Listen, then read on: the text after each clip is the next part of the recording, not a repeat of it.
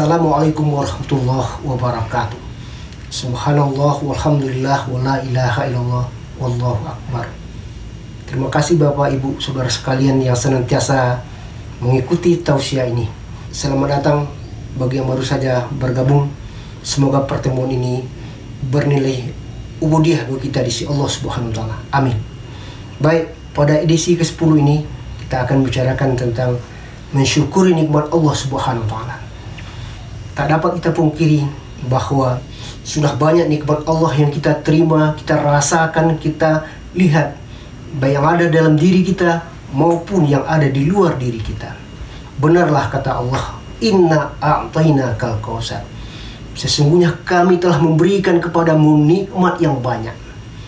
Lalu karena begitu banyaknya, pada ayat lain digambarkan, seandainya semua pohon dan ranting kayu yang ada di dunia ini dijadikan sebagai pina, lalu dedaunannya kita jadikan sebagai kertas, kemudian semua air yang ada di bumi ini kita jadikan sebagai tinta, ditambah sebanyak itu lagi, maka belum akan habis-habisnya nikmat Allah itu untuk kita tuliskan.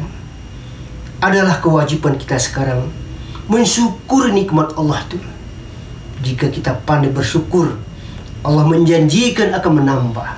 Lain syakartum lazidannakum wa lain kafartum inna azabi lasadid.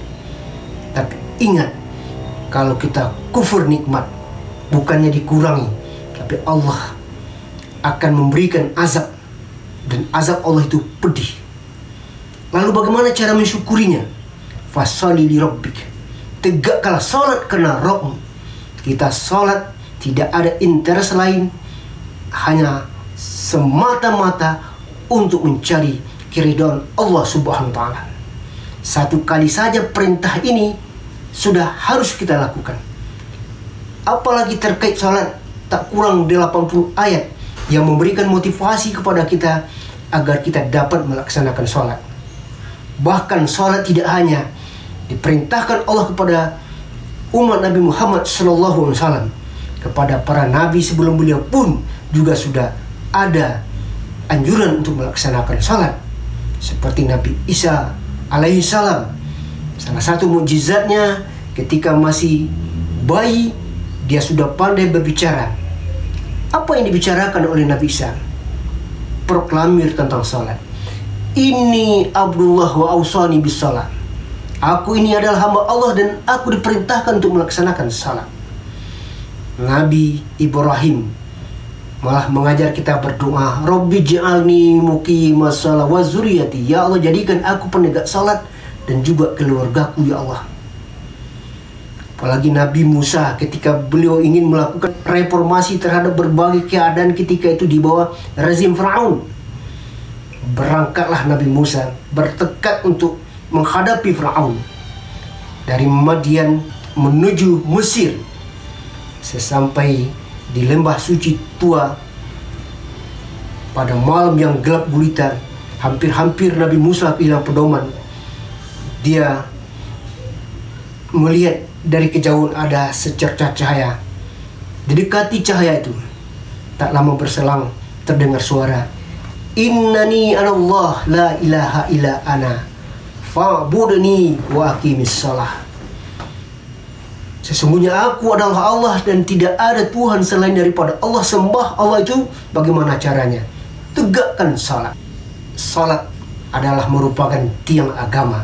Dan bagi kita yang sudah salat selama ini, tinggal lagi melakukan evaluasi apakah sudah sampai kepada sasarannya. Apa yang menjadi tujuan salat? Salah satunya dapat mencegah seseorang dari perbuatan keji dan mungkar. Kalau kita salat tapi masih bermain-main dengan perbuatan keji dan mungkar, artinya kita belum lagi termasuk orang yang menegakkan salat. Dan kita perlu ingat lagi bagaimana generasi di masa yang akan datang. Allah ingatkan, fakhalafa min ba'dihim khalfun adha'us shalah wattaba'us syahawat. Akan muncul satu angkatan di mana mereka akan mempermainkan salat dan hanya memperturutkan nafsu. Fasaufa yalkhawna ghayya. Dan dia akan mengalami kebinasaan, akan mengalami kehancuran. Kemudian yang kedua, Cara mensyukuri nikmat itu adalah wanhar, berkorban. Sama halnya dengan perintah sholat juga sudah Allah perintahkan kepada Nabi dan Rasul sebelum Nabi Muhammad SAW. Bahkan sejak dari Nabi Adam pun, putra Nabi Adam sudah Allah perintahkan untuk berkorban, Habil dan Kabil.